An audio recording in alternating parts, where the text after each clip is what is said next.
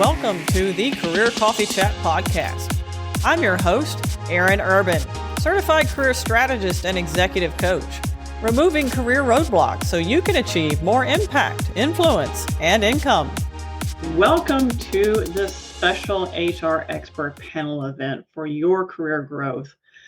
I'm Aaron Urban. I'm your host today. I'm very excited to bring this special event powered by the Career Coffee Chat show and coachurban.com.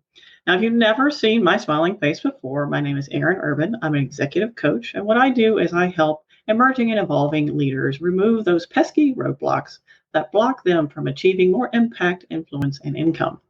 Today, we'll be focusing on the future of work, remote work, and what does the Great Resignation mean to you and your career growth. So if you ever wondered, what does this future of work look like for me, and how is remote work going to affect my career advancement? You're in the right place. We'll be talking about how you can position yourself wisely for career advancement and what's to come in the ever-changing world of work. Knowing how remote work will affect your ability to move up, what you can negotiate and what you can, and what hiring managers are looking for is essential. So we'll be talking about how you can stand out and what the future holds, how it will impact you, your career growth, and what companies are looking for and how you can stand out. So as you tune in, come on in, join us for this great conversation. We want to hear what you have to say. Please don't be shy. So share with us where you're from, say hi, say your name, say where you're from, and don't be shy about your questions. We're here to help you evolve and elevate in the future of work. Now, who's joining me today? I'm extremely excited. We have two amazing HR experts on our panel today. First off is Yvonne Harris. She's a diversity, equity, inclusion consultant, corporate social responsibility champion, human resources leader, and she's a podcaster. Yay! She's a strategic results-oriented human resources and diversity, equity, inclusion executive who is successful leading teams responsible for recruiting, employee engagement, compensation, and total rewards, organizational development, and training. Now, Julianne Miles is also our other outstanding expert HR panelist. She's the Director of Talent at North America CEVA Logistics and a human resources leader with extensive experience in talent acquisition, university recruiting and relations, and talent development. She's an expert in large-scale program development and process design, helping several multinational companies attract, inspire, and retain the right talent.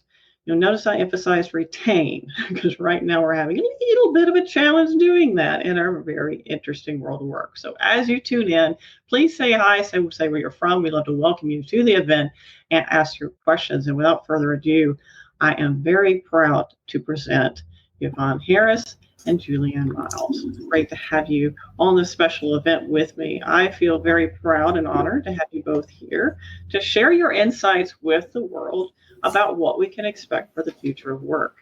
Now, for both of you, you've probably heard some themes going on, right? This tone, what is on people's minds? You feel when it comes to remote work, the future of work, and what's changing, because we're in such a strong change cycle. I'm sure you'll both agree with that. So what do you think? Julianne, would you like to start us off with what you're hearing? Sure. Certainly all the hashtags, right? So future of work and the Great Resignation have been coming up and popping up a lot. Certainly in my roles that I've had over the last couple of years, the trends have definitely been shifting. It's a new territory for a lot of people. I think organizations are feeling the difference. Certainly people who work in the HR department are noticing the changes that have shifted, and then employees themselves and candidates in the marketplace. So we're all just trying to figure out what to do next. There's a great collaboration of folks out in HR worlds that talk about, here's what I'm seeing, here's some suggestions and things that we've tried that have worked. So it's been a good time to kind of build your network from an HR perspective as well. Mm-hmm. Yvonne, what are you seeing? What's the tone? What's the heartbeat out there? I echo many of Julianne's comments, and I would just say it's definitely a market for prospective employees, for recruits. Mm-hmm. So if there's someone who's participating today and they're not excited about their options and their opportunities, they really need to listen. They really need to lean in. The paradigm has shifted. The cheese has moved. And as a candidate, you can now really feel empowered to ask for the things that you want to support your next career move.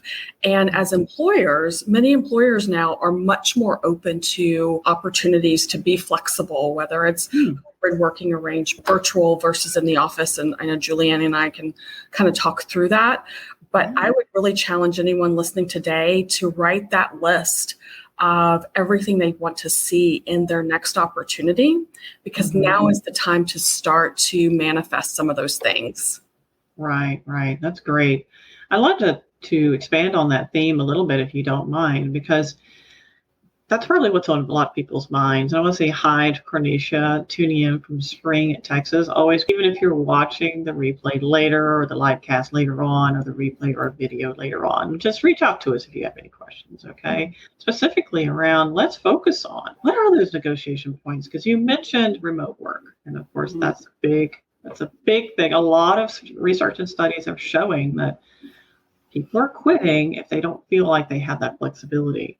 What other items are you seeing that's on the table that previously maybe weren't necessarily on the table? Either one of you, Julianne, Yvonne, what would you like to tune in? Definitely the flexibility, I think, is one that's obviously shifted. A lot of hesitancy on before the pandemic. And then obviously now that's become a lot more accessible. People have been proving the last 18 months that they can work remote. It's interesting, though, because I think the concept of the hybrid model is what everybody thought we were going to land on. And now there's a lot of people who find that that's not working either. So it's kind of one of these situations where you need to reflect on what works for you and where do you do your best work, whether that's in the office, out of the office, or maybe a mix of. So in addition to maybe flexibility options, it could be seeking additional certification or additional degree. You've cut out commute time. You've got maybe an extra 2 hours in your day. Devote that to maybe making yourself a little bit more marketable, either internally. Obviously, we would hope that people would stay with their current organization and look for an opportunity within the same company. There's a lot of certifications that people can be pursuing that they might support the financial aspect of. You don't know until you ask. So thinking about things like that, paid time off, obviously, a lot of people didn't get to do that last year, just given the environment that we were working in. There's certainly flexibility there. I mean, I think the thing to think about is,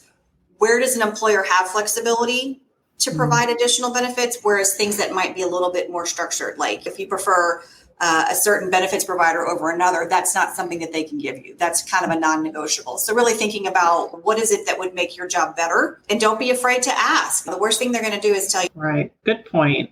And something popped in my mind. I'd love to hear your thoughts, Yvonne, on this, and as well as Julianne. Some people aren't asking.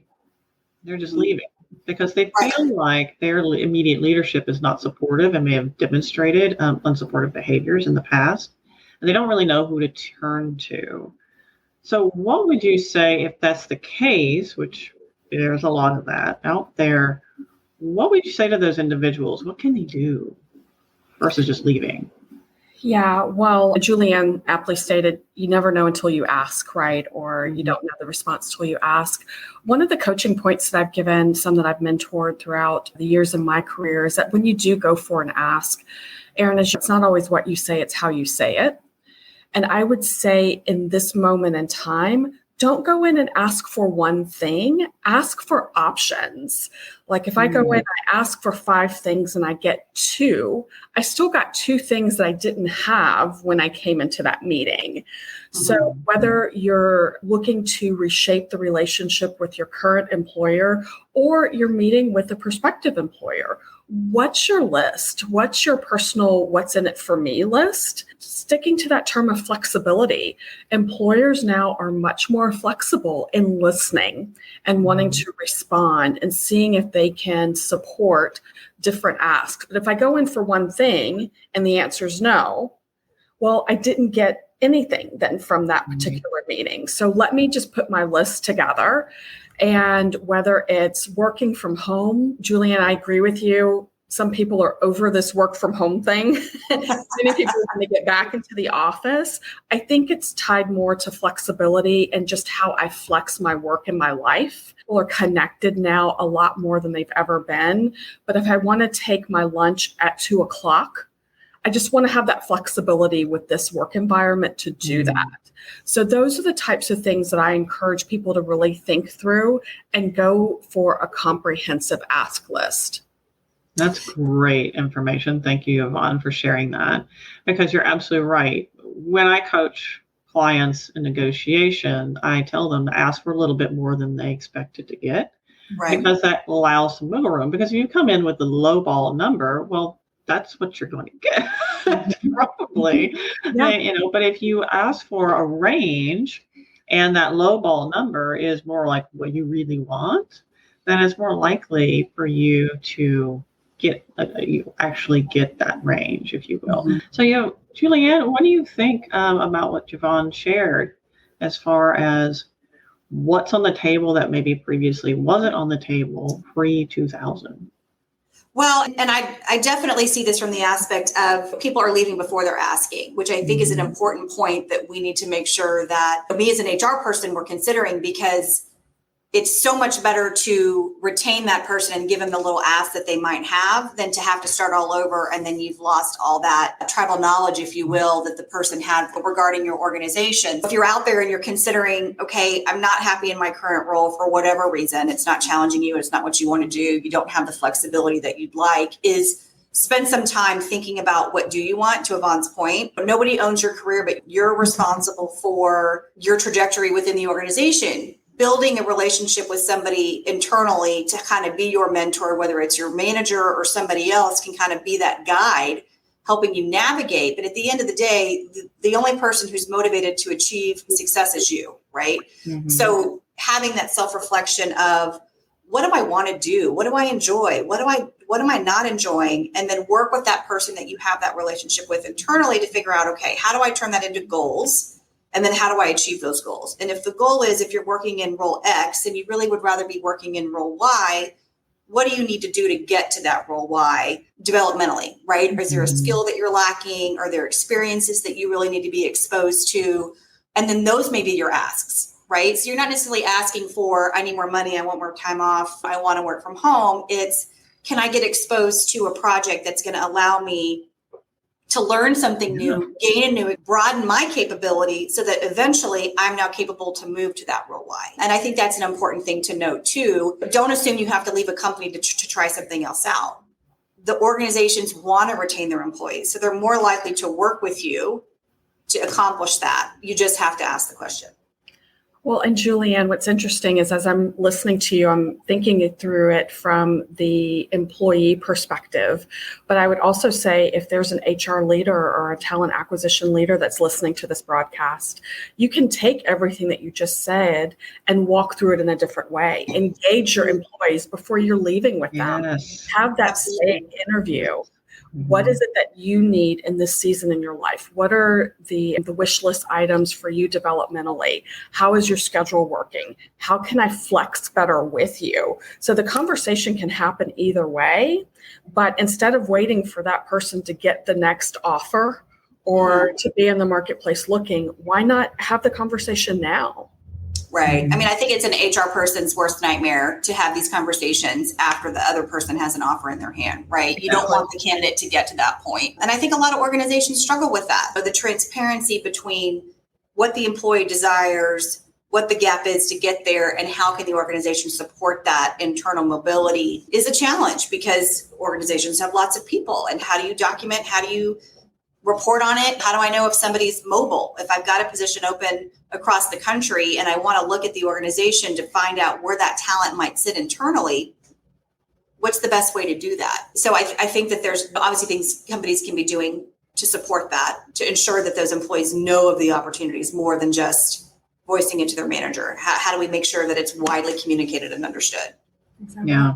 And I don't know about how you ladies feel. I mean, my leadership hat really quick. I'm really a very strong proponent of leadership being involved in professional development plans. We're not talking about PIPs here. We're talking about development, helping develop their teams. And without that conversation, that's not so tell me about your projects. It's not an action report meeting. It's a developmental meeting. What do you want to accomplish? What strengths would you like to focus on? And most importantly, having some sort of strengths assessments that they can leverage to help these individuals develop a career plan that works for them within the organization without them having to leave. And with these types of conversations, if those can be documented in a way that's supporting the overall organizational development platform, that's gold. And it's not really happening. And that's the problem. And that's one reason why, in my humble opinion, we're seeing part of this great resignation, because people just haven't felt supported. They haven't. There's been a couple of research, which I'll be happy to pull up and speak numbers.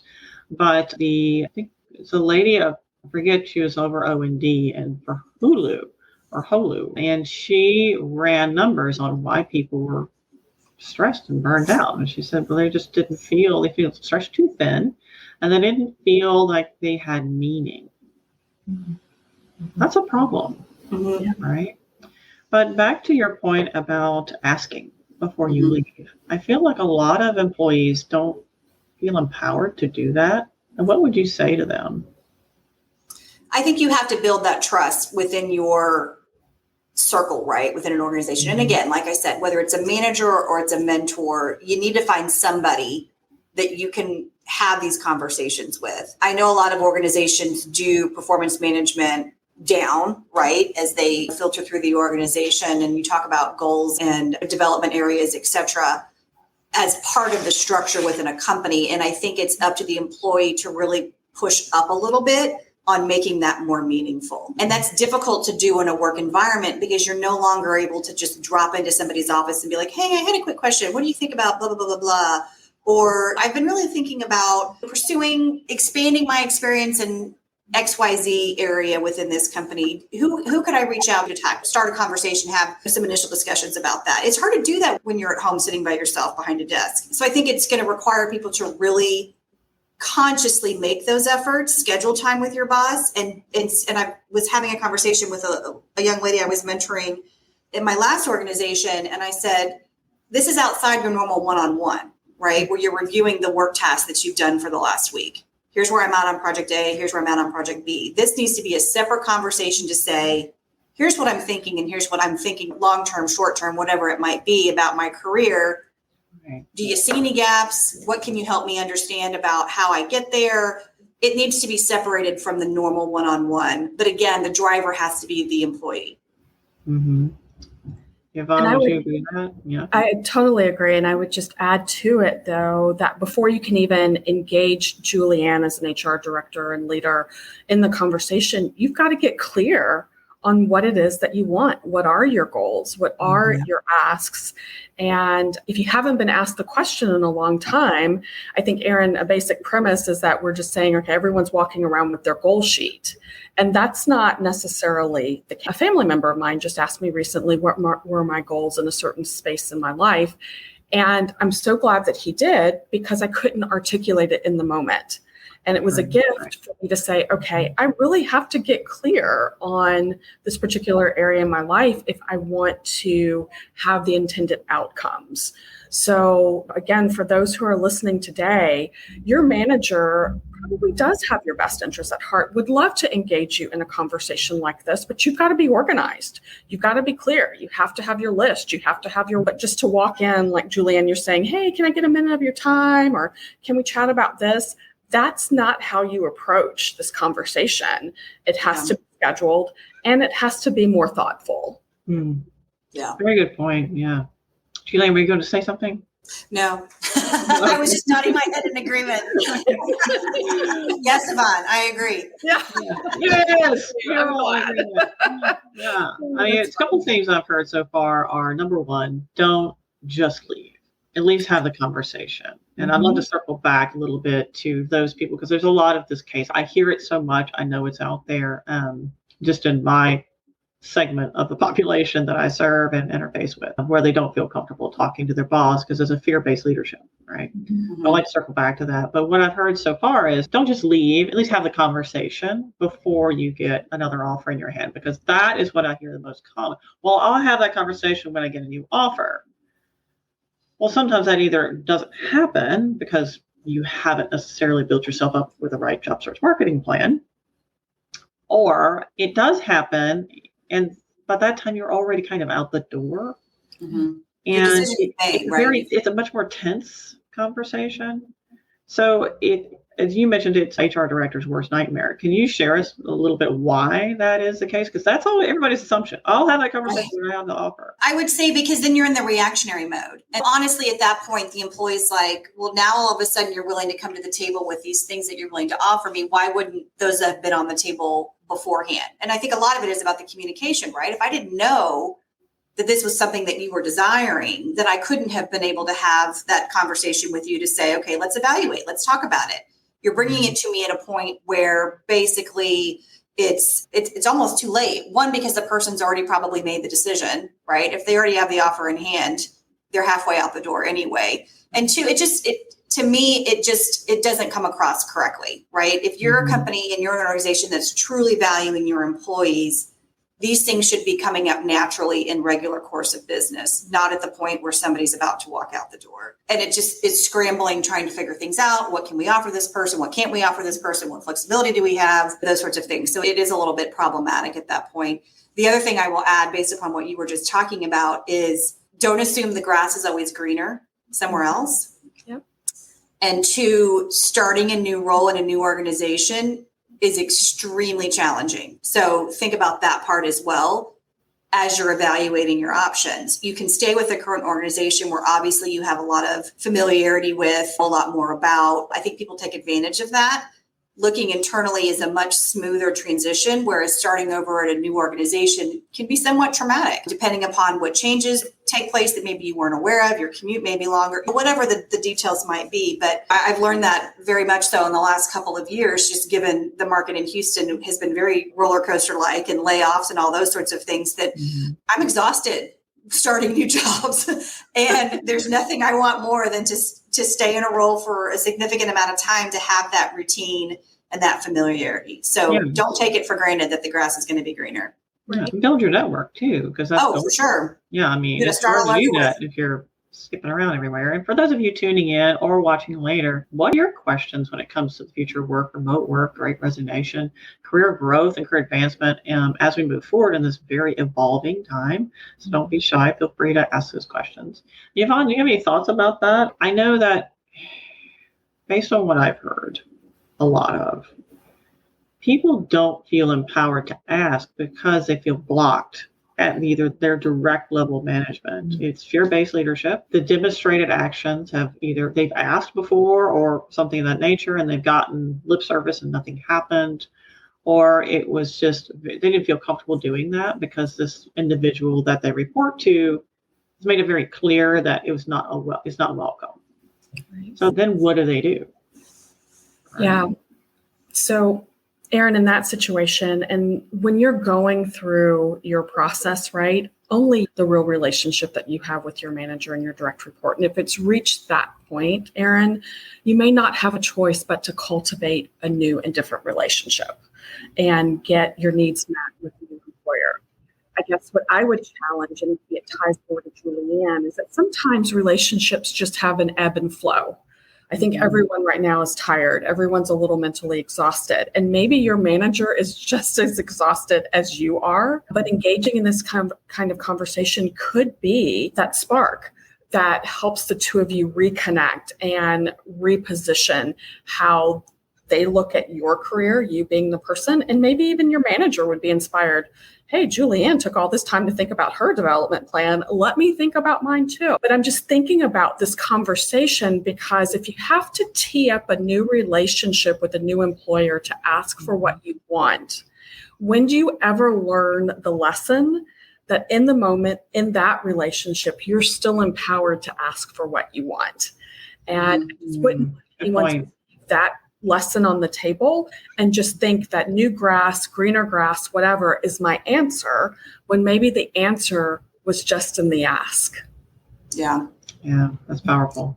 And I think that's a good reflection. Do you have to leave to get what you want? Maybe that gives you the kind of courage to ask internally. The other piece I'll add to Yvonne is your HR business partner is always an ally, right? That's their role, is to kind of be that intermediary. If you find that you're working for somebody who isn't receptive to your requests or desires to develop yourself, then I would definitely reach out to your HR, whether it's your business partner or somebody else that within the organization, to just say, hey, I'm really thinking I want to expand my horizons in this capacity. How can I do that? I'm not getting a lot of support from my manager. The other piece I will add is, and I had kind of made a note about this earlier, organizations, depending upon size, will have a pretty significant library of learning available to all employees. And this is also a very good time to take advantage of that, to learn about all kinds of things. And that could potentially, again, be another platform that you use to springboard into a new role that fits what you're wanting to do. So I just wanted to throw that out there too. Yeah. And I recommend, if your company has the ability to do so or has a partnership, to get a work style assessment done so you know what your strengths and gifts are, what your natural proclivity is, and what drains you and your energy. Because what I find as a coach is we suffer from open door syndrome. We just go from one open door to the next open door, and we let other people plan our careers for us. And then one day we wake up and we realize we're unfulfilled, stressed out, maybe burned out.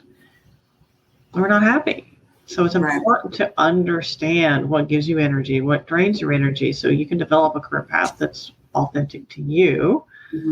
And that way we have a more productive conversation, to Yvonne and Julianne's point. Have that constructive, focused conversation, not just go, well, I want something different. Okay, what?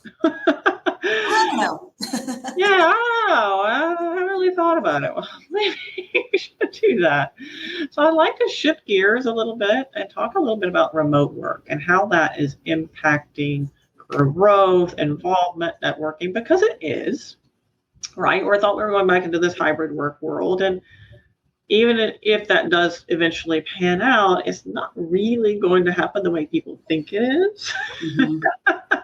Because half or more of the employees will not be there. You'll still be on Zoom. You'll still have to do these things. So with this type of technology dynamic and the natural bias that comes along with someone not being in the office as often as other people, what can those individuals do to make sure they're staying top of mind and being more proactive? I mean, just a couple of suggestions that come to mind is you make sure you have a regular meeting on the calendar with your team or your boss or what have you, so that you guys can kind of keep tabs on what's happening. I don't know, to me, it seems more prominent now in remote work that you have conversations with people, but the action items that get taken away don't seem to happen. I've had so many conversations and it's like, okay, you're going to do X, I'm going to do Y. And then it's simple as sending a document. And then a week later, I'm like, hey, I never got that document. The follow through, I think, is becoming harder because you're going from meeting to meeting on video. You don't have time to sit down and go back through your notes and say, I need to make sure I do these action items. So we're in a position now where we kind of have to make time and space for these things. And so to make sure that you're staying on top of the action items that you had to kind of, again, show that you're working on items, not necessarily proving your work style or what have you, but just to stay on top and be productive and demonstrate your capability is to block your calendars, right? So instead of allowing your calendar to get full of meetings, which tends to be the MO these days, block time on there for your to-do items so that you can be following up on these things and staying top of the workload, which again demonstrates your capability. It kind of subconsciously, if you will. I'm trying to think of some other things that I've noticed that are different with remote. You kind of lose the social side of things, right? You miss connecting with your team, and how do you still maintain that in even a hybrid environment where, again, to your point, half of you aren't in the office. So finding the time and again, making sure that it's somewhat spontaneous, but at the same time, you make space for it to hang out with you, have a chat. How are you doing? How's the family? What are you guys doing this weekend? You have those kinds of discussions. Don't jump into a meeting right away and get to the topic at hand, because you're going to miss that social aspect, which is important, I think, in our society. As people, we want to connect with others. And it builds that network, right? You build those relationships that way. Yvonne? Now's the time to do different and think new. And while obviously you want to maintain the current relationships that you have, if you're working from home mostly now, you need to come up with that list of new relationships that you want to start to cultivate, especially if you're transferring your commute time. What are you going to do with the hour at the beginning of the day and the hour at the end of the day that you were normally in the car? And Erin, even just you as an amazing coach, right? Like now's the time where you could be huddling up with your coach twice a month and having conversations that your workday in the office didn't allow for, or that person that you connected with on LinkedIn, or, that event that you attended, the virtual event. How do you set up a Zoom call with that person? So there's definitely credence to what Julianne's saying. You've got to keep those current relationships going, but we've been given this gift of a little bit more time and flexibility and creativity on how to connect with people. And we need to start taking advantage of those moments. Yeah. And it's interesting when we are all in the office, in the workspace, we're organically just bumping into one another, having those conversations. And that organic evolution is not there when you're working remotely. So what can you do to recreate that? A great individual on the show, Chris Coltonato, and she's with slipping my mind, an important company. But she mentioned that she focuses on developing remote workspaces and cultures that thrive in this space. And it's being intentional. It's really all about being intentional, having that intentional. If you've got an inter-office chat, you see somebody sign on, just send them an emoji or, hey, how was your weekend? Like being intentional about being a casual conversation, basically. Yeah. Right? Intentionally casual conversation and just having that chat at the workplace. And you also mentioned the back-to-back meetings and not having breathing space. And that is a big issue. And there was one company who actually has built into their meeting software where it automatically blocks like 15 minutes. So they can't just back-to-back. But I feel like we need more than just 15 minutes. That's not enough. Because remember, it used to be the meetings in such and such building, so I need to make sure there's 30 minutes or an hour to get there. I have to drive. So when there was a space, you would automatically have there. And you knew you just would have to block that space. So if somebody booked me to meet when I was working for National Orwell Barco, there was a million different locations all over the Houston metro area and beyond. Oh, well, I have a meeting in College Station. That's half a day. Yeah. I can't be at a meeting while I'm driving there. That's not going to work. So I block my calendar. So maybe we can bring that same thought process into the remote space where we have really kind of allowed our meetings to just not be managed by us. And one of the questions I would have is, do you manage your calendar or to someone else? I manage it myself, but I don't know that I always manage it with my best self at heart. I still manage it wanting to meet the needs of as many people as I can throughout the day, which when you get to the end of the day means that maybe your needs have not been met and you're having to find ways to sew back into yourself. I will say, Erin, I love that software that you mentioned. I haven't seen it. And if you kind of think back to maybe some old school work science, productivity research, you're supposed to have breaks throughout the day. Right. And maybe it is like you have to plan 30 minutes at midpoint of the day and then 15 minutes at the quarters of the clocks to really just have a moment to reset yourself. And that's not hard to put in your calendar. It's just a matter of making that a standing appointment for yourself. So I think this is a really good reminder of doing that. I've seen companies that have at least tried to take the step of don't schedule meetings on Friday afternoons. Right. Or Monday mornings are off limits. So you are seeing some micro movements, but that still makes the sprint from Monday afternoon to Friday morning very long and very hard. Yes. Yeah. And I would agree. I manage my own calendar to an extent. I feel like the Outlook is kind of a blessing and a curse because anybody can book a meeting on your calendar and they can see when you're available. So it's like you do nothing and all of a sudden your day is booked, right? So I say I manage it, but obviously it heavily influenced by whoever it is that feels that they need to schedule some time with me, which is great that we have that flexibility. But back to my point earlier, something I've learned early on, and I don't remember at what point in my career I picked this up, is I put my to-do list in my calendar. And then I can decide what shows as free and what shows as busy. So if I have something that I need to put some focused time into, I will put it on my calendar as an action, but I will put it as busy so that people cannot book time. And I've kind of got that reserved. But if I've got just a couple phone calls that I need to make a kid's dentist appointment, whatever it might be, and I'll just put that on my calendar and show it as free.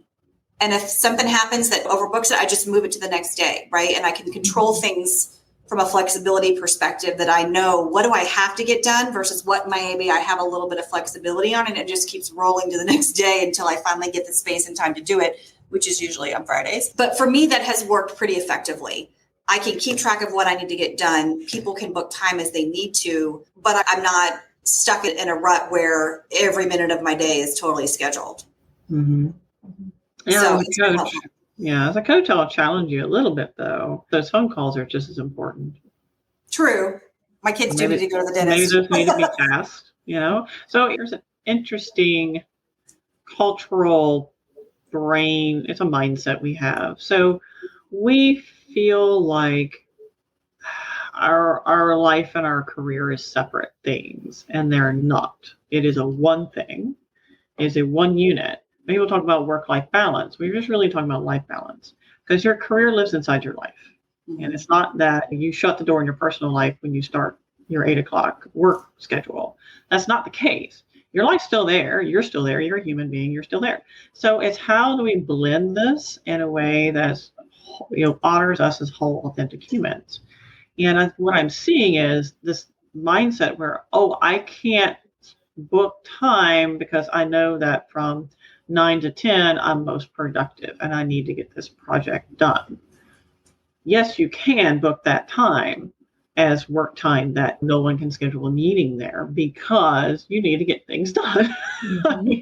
Yes, you can do that. And yes, you can put on your calendar, I need phone calls and time for that for personal reasons because you're a living, breathing human being. Mm-hmm. So when we're talking about this work-life balance, that's something that's paradigm shifted slightly because it really isn't there. It's just one thing. It's not a separate thing. And then shifting our focus to understand, so this is one thing. So then how do we work through that? How do we set our boundaries? How do we honor ourselves in this very new space? Because moving forward in the future, work will be more blended, not less. Yeah. Absolutely. Yeah, for sure. I mean, it's definitely a challenge. And I think a lot of people fell into different sides of that, right? Some people have a hard time turning the work off and it's never ending throughout the day, right? They're in the office at 8 o'clock checking email. And that works for some people because they're like, hey, I've got time and space and I can focus on it because it's quiet. And if that works for you, great. Maybe during the day, you take an hour to do something that focuses on your home life. You're changing laundry, you're getting dinner ready, you're picking up the kids, what have you. So I think that one of the benefits that has come out of the remote working life is the blend, right? Where now you can do a little bit of both on both ends of the spectrum, some kind of bleeding more into the other. But at the same time, if you don't know how to control it, it can end up becoming overwhelming. Yeah. Yvonne, do you have anything to add to that? No. Not to that one. I think we've all taken this very similar journey the past several months. So yeah.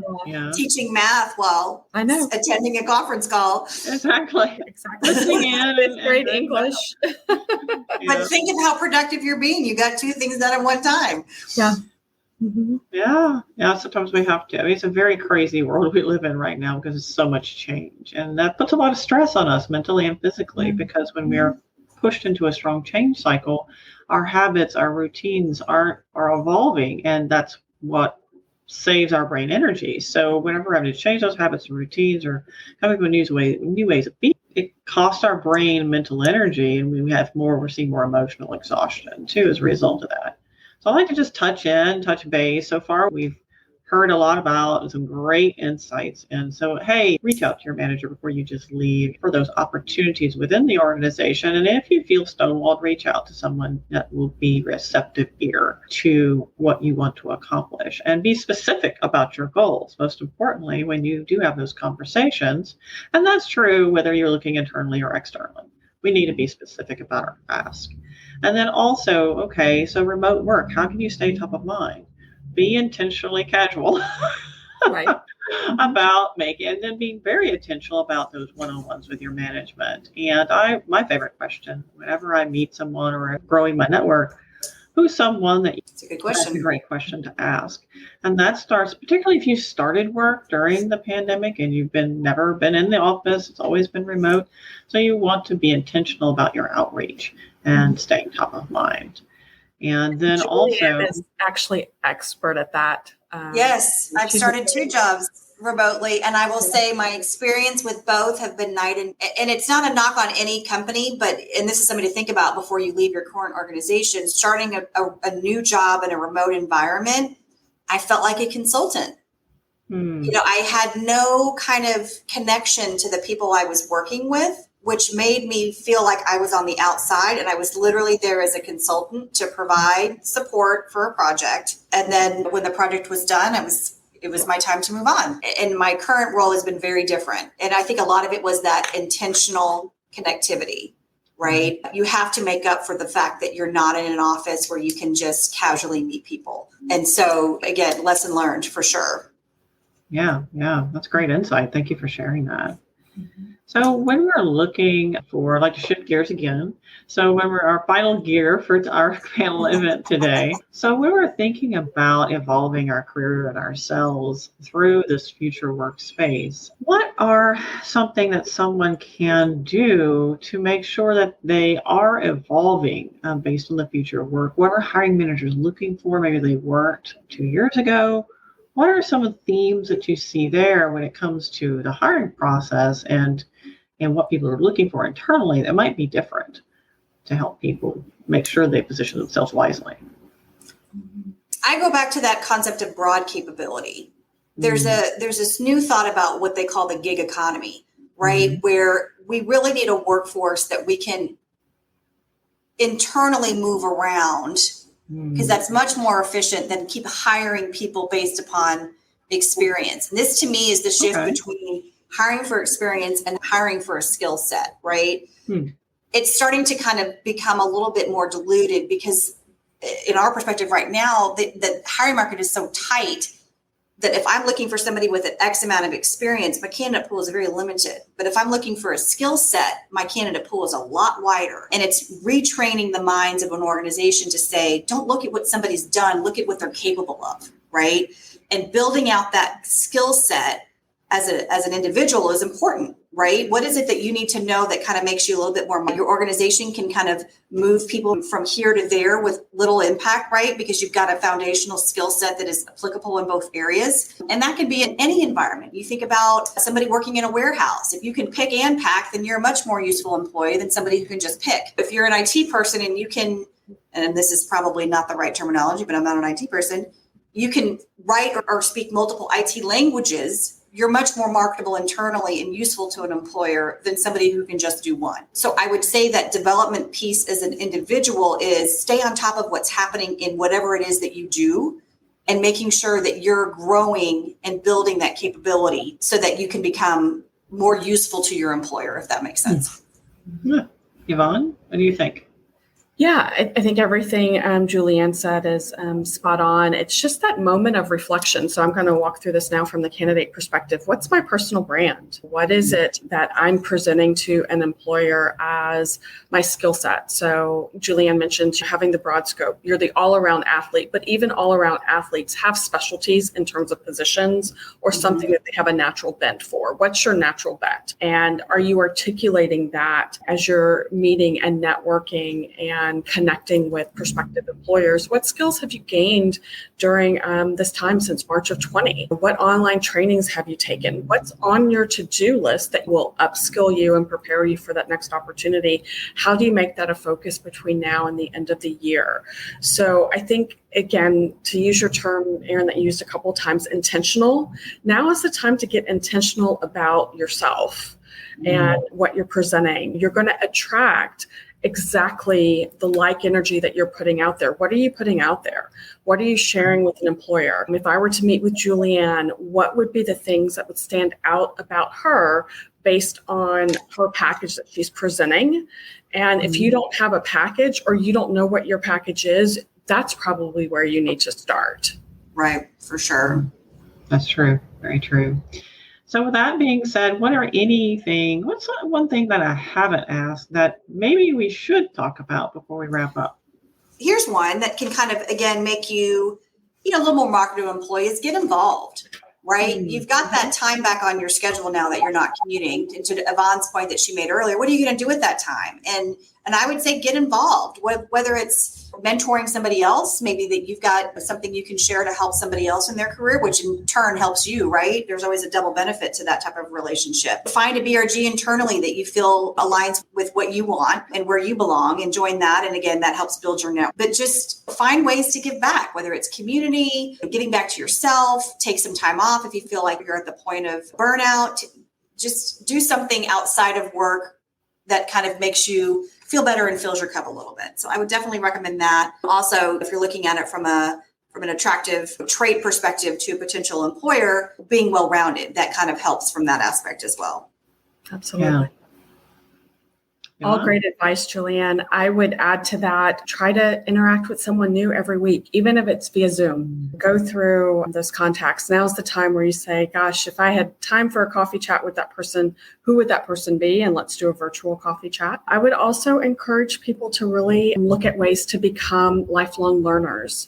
And what I mean by that is the way that you learn, the way that you consume information now is so different. You can listen to a 20-minute podcast while you're walking on a new topic. You can read an ebook. There are just different things that you can do, especially as you're taking your journey to find your next step or develop yourself in your current role. Just be open to the different channels by which you can do that. That's great. Well, thank you so much, both of you, for your time, your expertise. I want to give you a round of applause for joining us here on the special event, sharing your insights about remote work, future work. What are you seeing that hiring managers are looking for? How people can best position themselves, particularly during this very strong change cycle. And as you mentioned when we launched the show, first kicked it off, that we're also figuring this out. So if you're out there and you're feeling a little frustrated because maybe there's not clear expectations set about how you'll show up at work, whether it's remote or hybrid or in person, or maybe things are in flux, just know that this is not something we've ever experienced before. So give your leadership a little bit of space and grace, and know that they're going through a lot right now as well. So be present for them, because what I see oftentimes is that unless you are obviously in a toxic issue, which is a little bit different, but what I see oftentimes is people think their leaders have it all figured out and just know they're human beings just like you. So we're all in this big boat together trying to row through these turbulent waters. So thank you both for tuning in. It's been such a great pleasure again. And thank you all for tuning in. For those of you who are participating or just watching, or if you're watching the replay later, feel free to reach out to us. Until next time, my friends, keep elevating. Thank you. Thank you for tuning in on the Career Coffee Chat podcast. It's been a pleasure. Feel free to reach out to me. My email is coacheurban@gmail.com, or tweet at coacheurban, Instagram coach.eurban, or reach out to my Facebook group, Elevate Your Career. So I'd love to learn more about you, hear your insights, and what questions you have. You can find out more about me at coacheurban.com. And don't forget, please do reach out on LinkedIn. You can find me at Erin Urban. Until next time, cheers. Here's to caffeinating your career.